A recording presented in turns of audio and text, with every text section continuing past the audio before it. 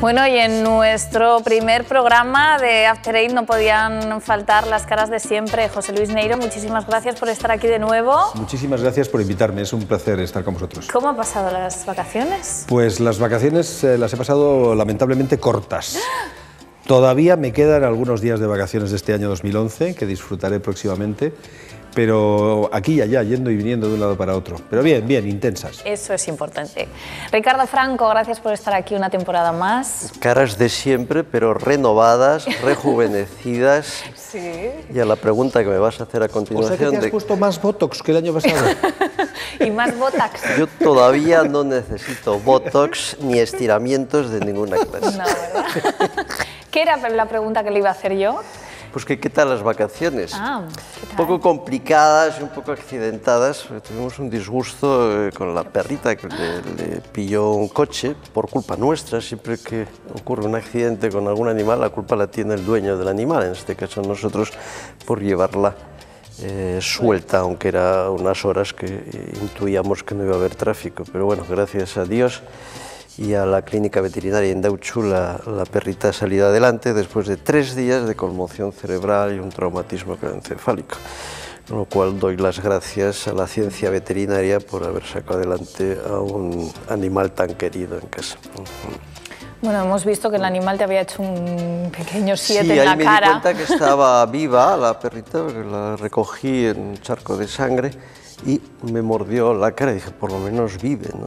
Entonces, Juan García Sánchez Gabriel, muchísimas gracias por estar aquí un año más, una temporada más. Tus vacaciones tranquilitas en Zumaya. Sí, yo sin novedad, en la costa, relajado, yo no he tenido grandes contratiempos, me dedicaba a dolce far niente, a leer un poquito y a hacer una vida relajada. Pues debo de... Dolce far niente me parece una actividad absolutamente maravillosa, ¿eh? No, es muy creativa además. El dolce far niente es una cosa que deberíamos promocionar todos de vez en cuando. Pues digo que no todo el mundo pasa las vacaciones relajadas. Hay gente que va a destinos con mucha marcha, destinos que les llaman de turismo sexual y luego vienen ¿cómo? Pues con enfermedades que en muchas ocasiones prácticamente estaban extintas, ¿no? O no aparecían en España, se podía decir que estaban, bueno, o había muy pocos casos y que cada vez van proliferando más. Dice, ¿quién las pillara, no? Dice, ¿quién las pillara? Las enfermedades, ¿te refieres? Digo.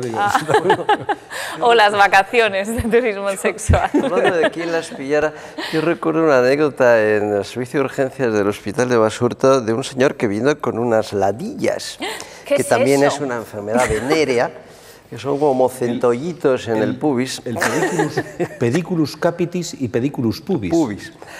Y entonces Piojos. preguntó... Piojos antes, en sus partes, el capitis en está las partes y el y en el pubis, ¿no? Y le preguntó al residente que le atendió, le dijo, oiga, ¿esto se puede coger en una cabina de teléfonos? Sí. Y dijo, sí, pero follando. Menos mal que hemos cambiado de horario. Sí, el otro día una amiga tuya, Izaskun, me preguntaba a mí, ¿Quién? me decía que las mujeres españolas están, decía en plan de medio comentario jocoso, que estaban hartas de que sus maridos, como si fueran solo los maridos los que contraen las infecciones de transmisión sexual, que estaban hartas de escuchar que los hongos eran la consecuencia de que se habían limpiado con una toalla en un hotel. Yo inmediatamente reivindiqué la higiene de los hoteles españoles, porque candidiasis, que no son de transmisión sexual, y otras, las ITS en general pueden ser adquiridas en un hotel, pero desde luego no como consecuencia de la higiene del hotel. Como el de la cabina, ¿no? Por supuesto, como en la cabina. En un hotel es mucho más cómodo que en una cabina, pero no tiene nada que ver con la higiene del hotel ni con las toallas. Los hoteles españoles son los más limpios del mundo, creo yo. Los españoles, porque yo te recuerdo un viaje que hicimos tú y yo juntos a Indonesia, el ¿Y primer hotel que nos tocó. A ver. Que bueno, no, pero... ahí podías coger... No, pero vamos a ver, no vamos a ver. Hasta rinocerontes. No, o sea, hay que explicarlo todo. Pubis, rinocerontus pubis también. Ese viaje al que se refiere el profesor Franco era en plena selva malaya. Y entonces no era un resort, era una especie de loft, una especie de cabañas en plena selva, que lógicamente tenían muy pocas comodidades y tenían una ducha, bueno, con agua corriente, que ya era bastante. Entonces, lógicamente había Hombre, hubo gente que durmió vestida. Por un espíritu poco aventurero. Pero esto, a ver, no tiene nada que ver con las infecciones de transmisión sexual. En un hotel así, con que esté sucio, usted no contraerá jamás sífilis, sida, hepatitis B, virus del papiloma, ladillas. No contraerá jamás tampoco puede haber en las sábanas. No. Hombre, pero es que eso no es que tenga falta de higiene, es que las sábanas están usadas. Pues sí, me decías que podía haber hasta rinocerontes, digo, pues una ladilla se verá menos. Bueno, antaño había un término que era muy gracioso, que se llamaba la sífilis inocente, que decían que se cogía en las barberías, donde antaño tampoco había el cambio de cuchillas que hay hoy cuando te afeitan en una barbería, que es raro ya ver a la gente al barbero, lo que es afeitarse la barba, ¿no? Llamaba la sífilis inocente, porque la gente, bueno, se escudaba en que la había cogido en la barbería, ¿no? Pero me parece que es como las ladillas de la cabina de teléfono. Las ITS, las infecciones de transmisión sexual, se transmiten sexualmente. Además, no hay ninguna otra enfermedad en la que se diga tan claramente cuál es el mecanismo de contagio de la enfermedad. O sea, las enfermedades respiratorias son enfermedades respiratorias y las enfermedades endocrinológicas son enfermedades de las hormonas, pero las infecciones de transmisión sexual son infecciones de transmisión sexual, o sea, que son sexualmente transmitidas. No sé si les queda claro, vamos, no hay ninguna duda. O sea que si de repente usted o yo tenemos la sífilis, ni en el barbero, ni por limpiarme en una toalla de un hotel, habrá sido en un hotel o en una barbería, pero con relaciones sexuales. Tengo que decir que no estoy del todo de acuerdo. El SIDA es una enfermedad de transmisión sexual, pero la puedes coger en un barbero. No solo, por eso el SIDA tiene otras formas. Muy buena puntualización. Muy bien, muy bien. Muy buena. Muy bien. Lo que pasa es que para que, yo te cuento, para que tú adquieras el virus del SIDA en un barbero, primero, el barbero tiene que ser imbécil y ya no hay barberos imbéciles. Además tiene que ser un guarro y no hay barberos guarros. Además tiene que ser un barbero ilegal y le han cerrado el chiringuito al último barbero ilegal. Estamos hablando de que te vas a otro país, por ejemplo, a hacerte un tatuaje y puedes coger esa enfermedad. Bueno, vamos a ver, el tatuaje y el piercing es el mecanismo de transmisión fundamental de la hepatitis C. Entonces, ¿todas las hepatitis C tienen que ver con los tatuajes o tienen que ver con los piercing? No. La inmensa mayoría de las hepatitis C que hoy estamos lamentablemente soportando tienen que ver con las transfusiones de los años 80 o con la utilización de productos derivados de la sangre de los años 80, cuando todavía no se constituían los análisis para determinar si había virus del SIDA y el virus famoso aquel NOA-NOB, que no se conocía muy bien porque todavía no estaba bien identificado el virus C. Pero eso no lo etiquetaría yo como las grandes infecciones de transmisión sexual. De lo que estamos hablando es de las grandes venéreas, la sífilis, la blenorragia, el chancro blando, las purgaciones, esas se transmiten sexualmente.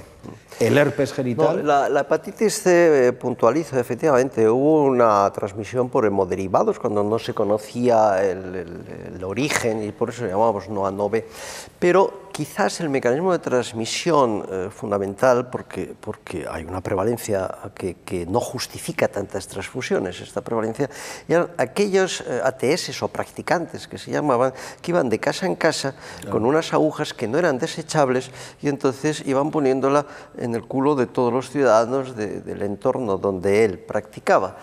Y entonces, claro, se transmitía de un culo a otro, vamos, con la misma aguja, se transmitía la hepatitis C. Probablemente esa la prevalencia tan exagerada con respecto a que no puede justificarse por tantas donaciones esté en ese mecanismo. En este momento la OMS reconoce que el mecanismo de transmisión fundamental, el más importante, es el tatuaje y el piercing. De la hepatitis C. De la hepatitis C. ¿Y es una enfermedad también de transmisión sexual? No, la B. La B, la B. La cantidad de sangre que se necesita para inocularte el virus de la hepatitis B es 25 veces más pequeño que la cantidad de sangre que necesitas inocularte para transmitirte el virus del SIDA. Por eso, cuando alguien tiene el virus del SIDA a través del mecanismo de la transmisión sexual, no ha sido nunca con un solo coito, anal o vaginal, no ha sido nunca con un solo coito. Esto es algo que tiene que ser repetido. Y eso ya lo saben muy bien los epidemiólogos y los infectólogos. Contagiarse del SIDA mediante el sexo, uno tiene que tener conductas extremadamente reiteradas y muy peligrosas. De tal manera que reiteradamente tienen que tener relaciones sexuales con personas seropositivas no protegidas. Y eso ya lo sabemos desde hace mucho tiempo cuando tenemos, por ejemplo, parejas serodiscordantes, y eso lo vemos mucho los ginecólogos, en las que él o ella portan anticuerpos frente al virus del SIDA y la otra parte de la pareja no, y permanecen así durante muchos, 10, 15 o 20 años, y tienen sus hijos y no hay ningún contagio, mediante reproducción asistida, ¿verdad?, utilizando semen lavado, bla, bla, bla, rollo que no viene a cuento, pero de todas las maneras que no se contagian el uno al otro porque tienen relaciones sexuales siempre con preservativos, ¿no? O sea que yo creo que debe quedar claro que las infecciones de transmisión sexual son infecciones de transmisión sexual. Bueno, muchos de los casos serán por lo que hablábamos del turismo sexual, pero también quizás personas que de otros países vengan aquí, que os lleguen a las diferentes especialidades. No sé, Juan, si tú te has encontrado, pues personas que llegan ya con esas enfermedades de su país, que antes no... En nuestra especialidad estamos viendo que en la diabetes, que es una enfermedad, pues es otra pandemia, vienen diabéticos de países del tercer mundo, del norte de África, en condiciones muy malas. Es decir, con pocos años de evolución de la diabetes, ya con muchas complicaciones, cosas que aquí ya no es tan frecuente de ver porque tratamos la diabetes de otra manera, con otro tipo de insulinas, con otro tipo de autocontroles. Entonces, sí que vienen pacientes que llevan relativamente pocos años de evolución de la diabetes, con ya complicaciones severas, ¿no? Entonces, evidentemente, eso tiene que ver con el control, con el buen tratamiento y con las buenas condiciones sanitarias de cada país.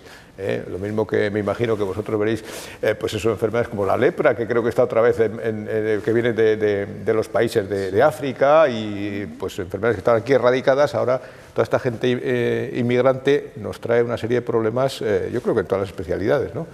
Que plantean un problema severo.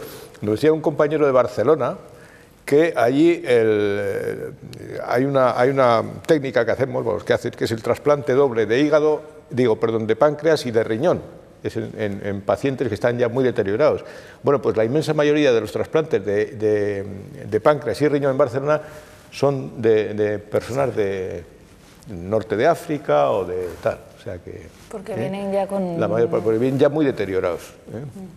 Claro, es que el trasplante de órganos en los países que están sin desarrollar es simplemente impensable. Inviable, ¿no? En el Medio Oriente, en países como Jordania, Siria, en toda esa zona del Medio Oriente, Irak, Irán, el trasplante de órganos es una técnica que está sometida a compraventa del órgano, incluso mediatizado por agencias gubernamentales, lo cual es...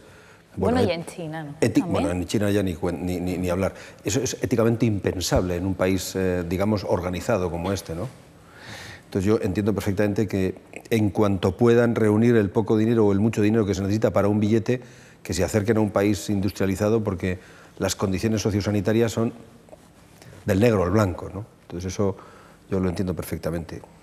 Otra cosa distinta es... No sé, igual sería más sensato por parte de los países enviarles, ¿no?, la forma de tratar la enfermedad para que no tengan que llegar a ese deterioro. Me refiero, igual es más sencillo enviarle 1 millón de euros para que trate a 100 pacientes que gastarse ese 1 millón de euros con uno que luego venga... Eso es complicado porque esos países funcionan de otra manera y muchas veces las ayudas o no llegan o se distribuyen donde no tienen que distribuirse. O sea, es complicado, yo creo que hacer eso en esos países. Sobre todo porque falta toneladas de infraestructuras, claro, ¿verdad? O sea, hablando de lo que estábamos hablando, del tema del programa eran las infecciones de transmisión sexual. En Occidente, aquí, en el centro de Bilbao, hay un grupo de expertos que solo hace ITS. O sea, y es un grupo de ginecólogos y médicos y enfermeras que se dedican solo a ITS.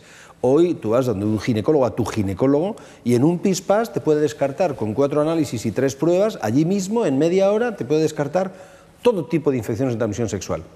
Eso en un país, no quiero señalar, pero en un país, digamos, sin desarrollar, de los que hemos mencionado del Medio Oriente, eso es simplemente impensable.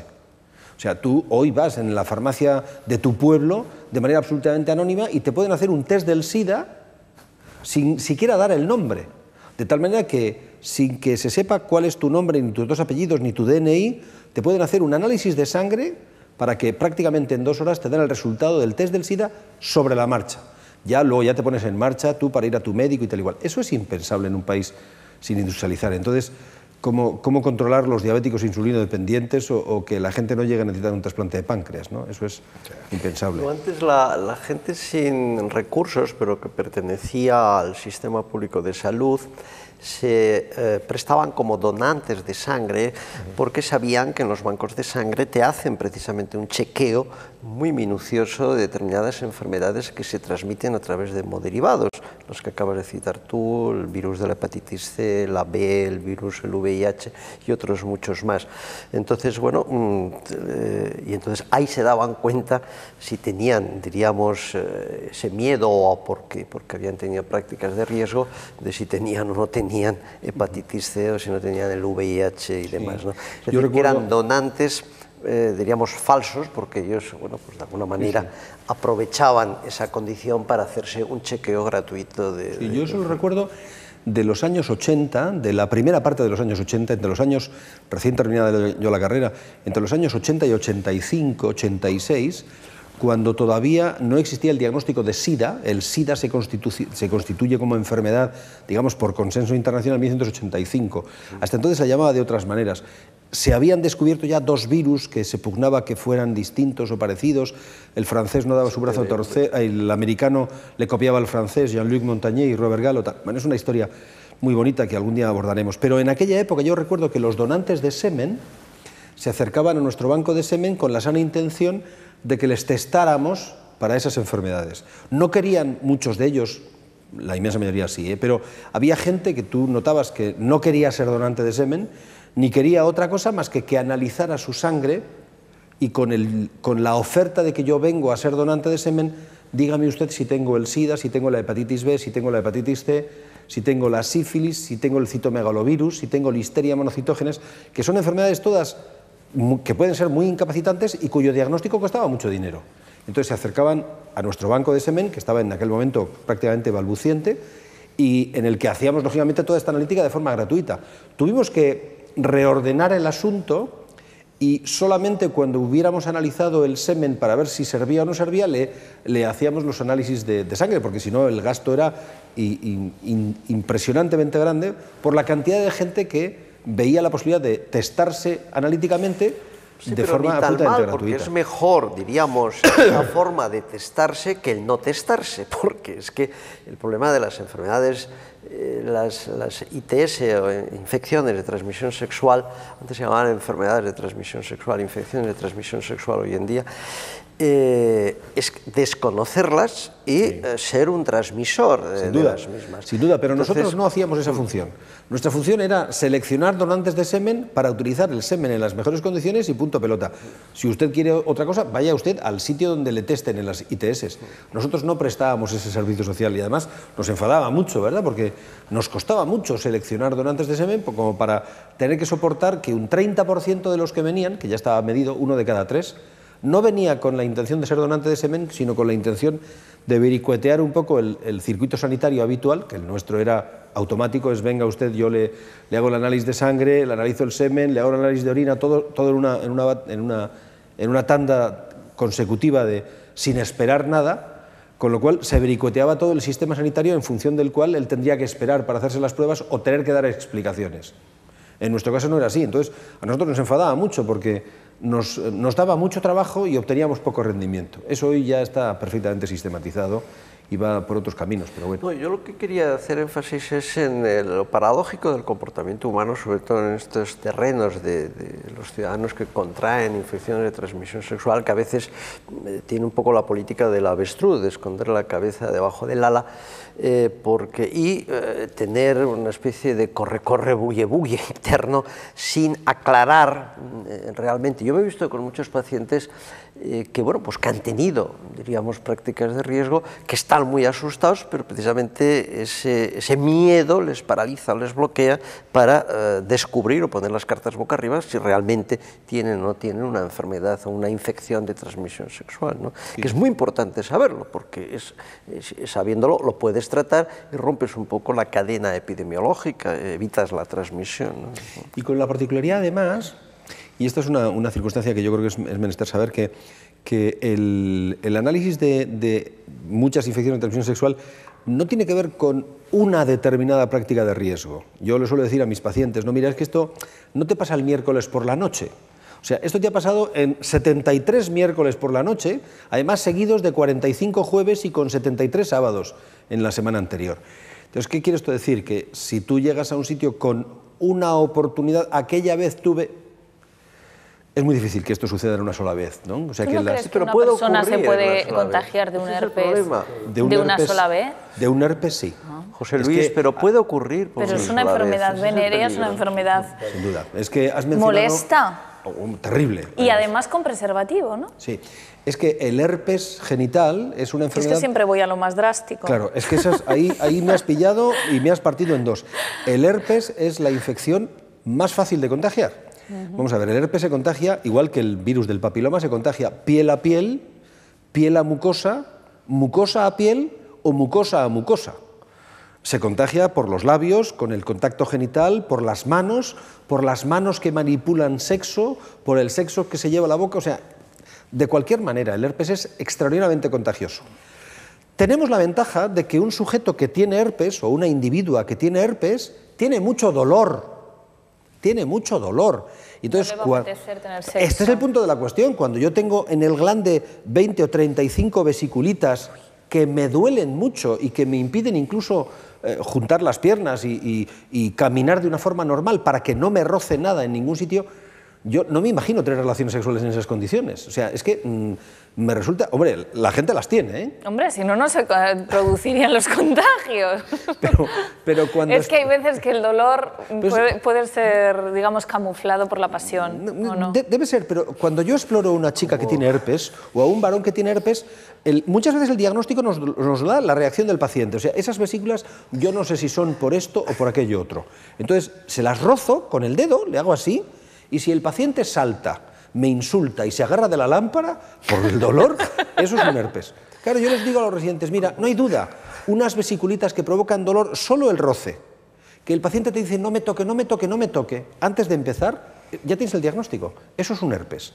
No hay ninguna Qué dolor, duda. ¿no? Qué horror. Como decían los antiguos moralistas, en el pecado viene la penitencia. Y aquel que decía, ya me comen, por do más pecado había, ¿no? No era un griego que cuando estaba muriendo. Bueno, en esos casos... Como decía Lope de Vega, después de irse de farra cada noche, decía, cuando él notaba que Jesús tocaba en su puerta... Pero de Nazaret no, Jesús de Nazaret. Jesús de Nazaret, pero tocaba en la puerta porque Lope de Vega era clérigo. Lo que pasa es que era un vidas, le daba la espada al juego, a las mujeres, al vino, y entonces se arrepentía y decía, mañana, cuando escuchaba que llamaba a Jesús a su puerta, decía, mañana mi alma respondía, para mañana responder mañana. O sea que siempre andaba con un día de retraso, ¿no? Toda la vida sí, ¿no? En esos casos no hay posibilidad de, digamos, prevenir la enfermedad, ¿no? En el caso del herpes genital, sin tener relación con la castidad, ya que estábamos hablando de clérigos, con la castidad es la única manera. Yo creo que en el herpes genital se da una feliz circunstancia que no se da en otras ITS producidas por virus. En el herpes genital tenemos antivirales de una extraordinaria eficacia. Entonces, lo más importante es tener un diagnóstico temprano. Saber que el paciente, lo que decía Ricardo Franco, afrontar la enfermedad y que te diagnostiquen lo más rápidamente posible, porque el herpes es una enfermedad que cursa en brotes y cada brote puede estar diferenciado unas semanas o unos meses respecto del otro. De tal manera que el paciente tiene que tener siempre la medicación comprada y él mismo se autodiagnostica el nuevo brote, porque es inconfundible, de tal manera que nosotros le decimos, empiece usted el tratamiento del nuevo brote, aunque no esté seguro, luego ya venga al día siguiente. Si se ha pasado empezando un tratamiento que no debiera haber empezado, no hay mayor problema porque no tiene secundarismos la medicación. Pero es importante que usted se trate desde el primer día, porque cuanto más rápidamente se trate cada brote, menos dura cada brote y más lejano es el comienzo de un nuevo brote.